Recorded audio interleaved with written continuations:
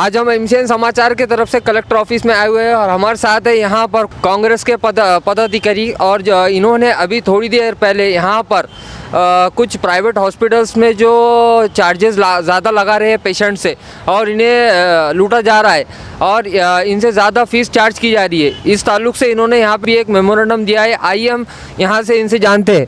लियाकत पठान साहब, अभी हॉस्पिटल्स के अंदर ये जो आपने तो मेमोरेंडम दे दिया है, तो कलेक्टर साहब ने इसके ऊपर कुछ कहा है आपसे, कितने दिन में इसके ऊपर कार्रवाई करेंगे?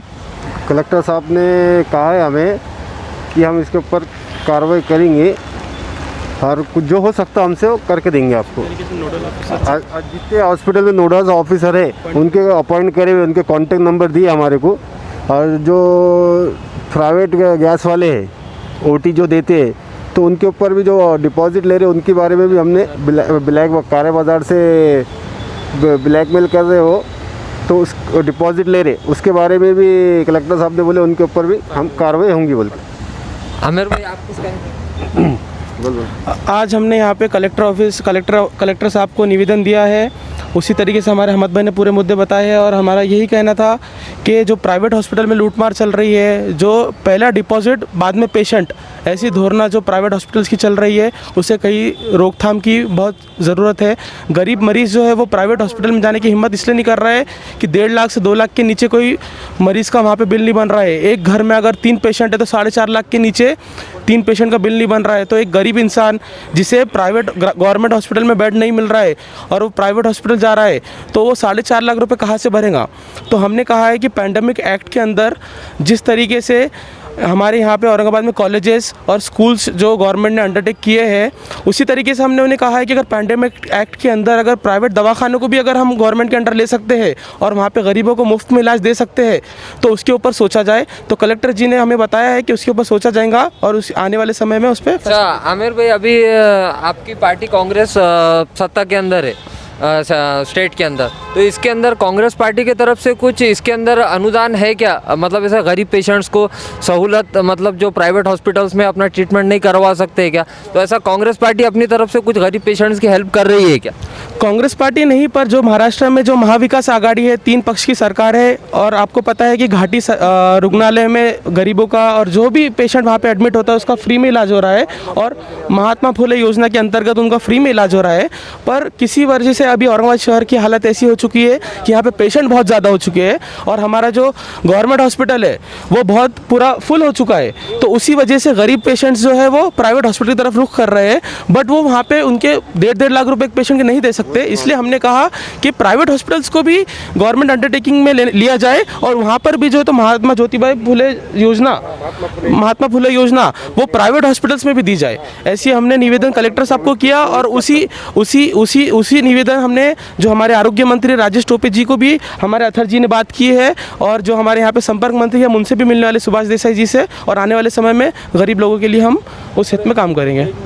अभी हमने कलेक्टर साहब को एक निवेदन दिया है कि जितने भी प्राइवेट दवाखाने हैं सब आपके अंडर में लो, और जब भी जो पेशेंट अगर वहाँ जाता है तो सबसे पहले तो उस पेशेंट के साथ पैसों की बात होती है कि 1 लाख 2 लाख रुपए जमा कराओ। एक तो पेशेंट अपनी बीमारी से, उसके घर के लोग परेशान रहते बीमारी की वजह से, लेकिन वो प्राइवेट वाले कुछ सुनते नहीं।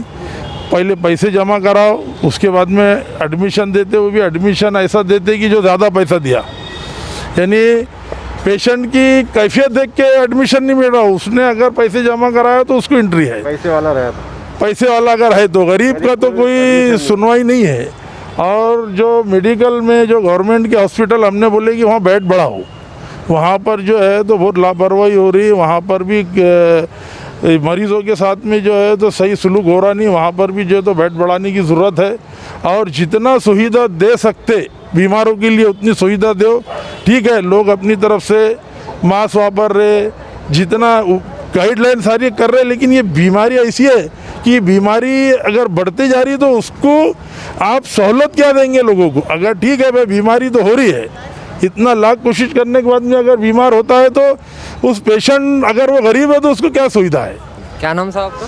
मेरा नाम मोहम्मद चौधरी, में मराठवाड़ा अध्यक्ष माइनॉरिटी डिपार्टमेंट।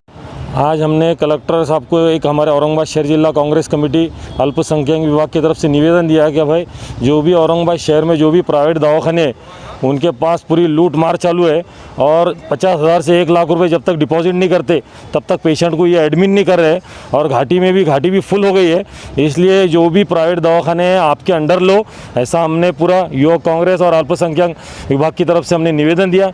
कलेक्टर साहब ने इस पर एक अच्छा सा निर्णय लेने के लिए उन्होंने बोला कि भाई जो भी डिपॉजिट है हम इसको डिपॉजिट नहीं लेने के लिए हम जो भी प्राइवेट दवाखाने हैं उनको हम आदेश देंगे। आज अल्पसंख्यक विभाग और युवक कांग्रेस की ओर से कलेक्टर साहब को निवेदन दिया गया। आप देख रहे हैं कि दिन ब दिन औरंगाबाद शहर के अंदर 1400, 1700, 1600 ऐसे पेशेंट बढ़ रहे हैं और घाटी दवाखाने के अंदर पेशेंट फुल होने की वजह से आज वो घाटी के बाहर कहीं किसी को ऑक्सीजन नहीं है, कोई बेड के नीचे सोया हुआ है, ऐसे पेशेंट देखने को मिल रहे हैं। तो आम पब्लिक जो है तो प्राइवेट दवाखानों की तरफ जा रही है। तो प्राइवेट दवाखानों में 1-1, 2-2 लाख रुपए की डिमांड की जा रही है, बिल 2-2, 3-3 लाख रुपए बन रहा है। आज लोगों को रोज़गार नहीं है और प्राइवेट दवाखाने में पैसे कहाँ से भरेंगे।